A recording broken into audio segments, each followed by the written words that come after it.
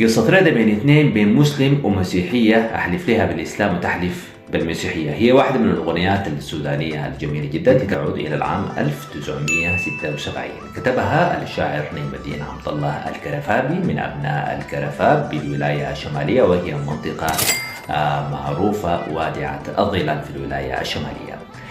كان الشاعر نجم الدين الكرفابي عبد الله يعمل في ولاية نهر النيل في مجال السياحة، ومنطقة نهر النيل هي معروفة بالإهرامات الهجراوية كأنها واحدة من المناطق السودانية السياحية ذات البعد الأخاذ والذي يقصدونه السياح من مختلف بقاع العالم.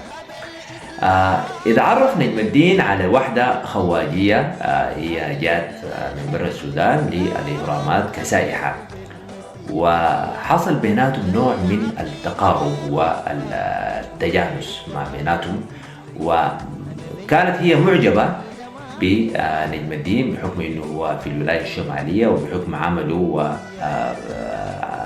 معلومات كبيرة جدا عن الحضارة السودانية وكده، فحصل بيناتهم إلفة. هذه الإلفة لم تتوج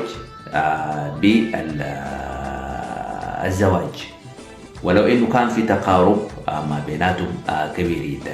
ليه؟ بحكم العادات وبحكم التقاليد والاعراف.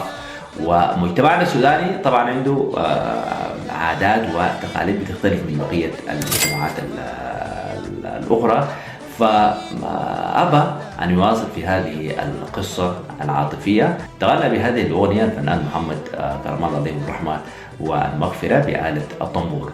قبل أن يتغنى بها الفنان عاطف السماني عمل على إعطاء هذه الأغنية بعدا جماليا من خلال إدخال مجموعة من الآلات الموسيقية وإعادة إنتاج هذه الأغنية بأغنيات أو بآلات سودانية حديثة ذات إيقاعات، ومما أعطى هذه الأغنية بعدا جماليا، وأخذت هي في الانتشار أكثر من الفنان الذي أداها أولا الفنان محمد كرم الله. كانت هذه واحدة من قصص الأغنيات السودانية. حتى نلتقي من جديد في حلقة جديدة من برنامج النظر.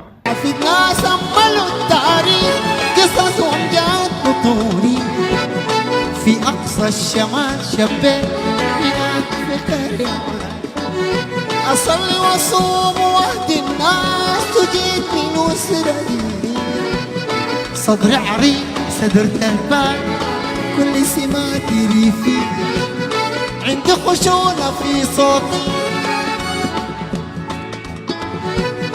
عندي خشونة في صوتي